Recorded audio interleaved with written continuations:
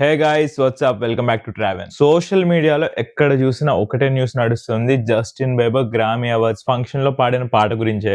ఈ వీడియో అయితే మనం జస్టిన్ బీబర్ ని జడ్జ్ చేయడానికి అస్సలు రాలేదు, అలా అని చెప్పి ప్రైజ్ కూడా చేయట్లేదు. ఈ వీడియోలో దీని గురించి మనం ఎలా రియాక్ట్ అవ్వాలో దాని కోసం మాత్రమే మాట్లాడదాం. అండ్ వీడియోని చివరి వరకు చూడండి.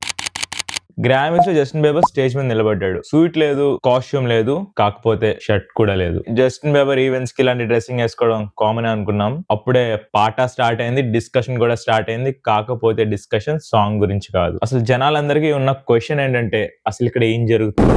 సో మనం డైరెక్ట్ గా పాయింట్ కి వచ్చే ముందు ఒక్కసారి జస్టిన్ బీబర్ టైం లైన్ అంతా చూస్తే మనలో చాలా మంది జస్టిన్ బీబర్ ఇంకా టీనేజ్ బాయ్ లానే ఇమాజిన్ చేసుకుంటున్నాం. But the reality is he's no longer a kid, he's no longer chasing charts and no longer trying to prove the talent. కొంచెం మందికి గ్రోత్ చాలా క్వైట్ గానే ఉంటది, కాకపోతే వాళ్ళ సక్సెస్ వరల్డ్ కి మాత్రం ఓల్డ్ ఏజ్ లోనే ఫ్రీజ్ అయిపోయి ఉంటది. ఇక్కడ జస్టిన్ బీబర్ కూడా అదే జరిగింది.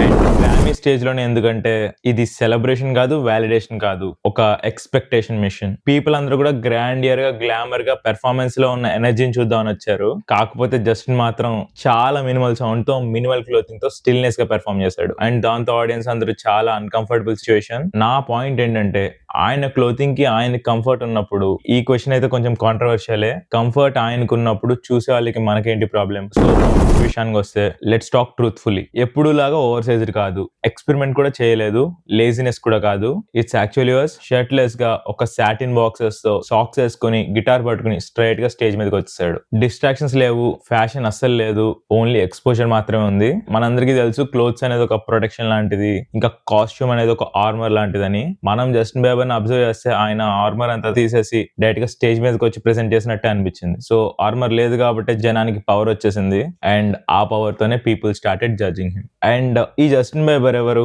ఈయన ఒక సింగర్ కదా, మరి ఆయన సింగింగ్ కోసం ఎందుకు ఎవరు మాట్లాడలేదు? ఆనెస్ట్ గా చెప్పాలంటే సాంగ్ చాలా calm, soft and emotional driven ఉంది. But no drop, no hype, no beat switching. Youth అందరికి కూడా అటెన్షన్ స్పాన్ ప్రాబ్లం, మనందరికి కూడా సైలెంట్ గా కూర్చోవడం చాలా పెద్ద ప్రాబ్లం కదా. మన మైండ్ కి తెలిసిన విషయం ఏంటంటే we don't SIT with silence anymore. Basic గా సైలెంట్ అంటేనే డిస్కంఫర్ట్, డిస్కంఫర్ట్ అంటే జోక్స్, అండ్ జోక్స్ అంటే మీమ్స్ ఆటోమేటిక్ గా జనరేట్ అయిపోతాయి. అండ్ అదే ఈసారి కూడా reason where appearance become the highlight and performance become the background. And social మీడియాలో చాలా కంటిన్యూస్ గా వినిపించే క్వశ్చన్స్ ఈజీ ఓకే అని. ఇది కన్సర్న్ అనుకోవాలో కంట్రోల్ అనుకోవాలో మనకు కూడా తెలీదు.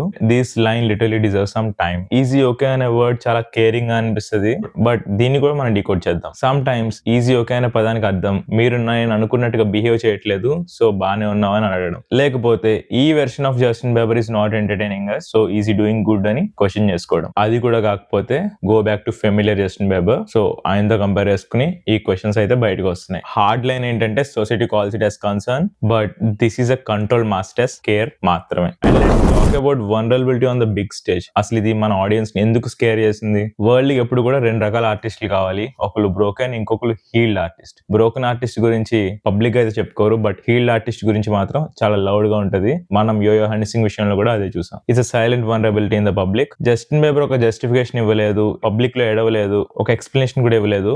ఎవరైనా ఏదైనా మనకి ఎక్స్ప్లెయిన్ చేయకపోతే people start rushing to getting explanation. Justin Bieber ఇచ్చిన సైలెన్స్ అయితే చాలా పవర్ఫుల్. దాని ఇంపాక్ట్ మనం ఇప్పుడు సోషల్ మీడియాలో అబ్జర్వ్ చేస్తుంది. And talk about internet reaction. Actual గా ఇదే మనం చూస్తున్న యాక్చువల్ మిర్రర్. దీన్ని కూడా స్లోగా బ్రేక్ చేద్దాం. First thing mockery, because humour is always a bigger defence. Second one over analysis, ఎందుకంటే సైలెన్స్ చాలా పెద్ద ప్రొజెక్షన్ ఇన్వైట్ చేస్తుంది. And third one polarisation. Internet కి బోత్ సైడ్స్ బ్యాలెన్స్డ్ గా ఉండాలి కదా, అప్పుడే జనానికి నచ్చేది. కానీ ఇక్కడ నిజం ఏంటంటే ఎవ్వరు కూడా ట్రూత్ కోసం వెయిట్ చేయలేదు, ప్రతి ఒక్కరు కూడా రియాక్ట్ అవడమే స్టార్ట్ చేశారు. ఇంకొక మాటలో చెప్పాలంటే ఇది జస్టిన్ బీబర్ స్టోరీ మాత్రమే కాదు, this is what happening over the entire digital generation. So deeper layers కి వెళ్తే యూత్ కి దీంతో ఎందుకు ఇంత కనెక్షన్ ఉంది? మనం కూడా పెద్ద డిఫరెన్స్ గా వెళ్ళాం, సేమ్ ఫేస్ లోనే ఉన్నాం. We're just tired of pretending, tired of dressing for approval, ఇంకా tired of performing happiness in front of people. Justin కూడా అలానే, కాకపోతే చెప్పకుండానే చెప్పేశాడు దట్ మీరేమనుకున్నా నేను అసలు కేర్ చేయను, this is what how I feel అని. అండ్ అదే రీజన్ జనాలందరూ ఇన్స్టాగ్రామ్ లో ఇంత హల్చల్ చేయడానికి కూడా. అండ్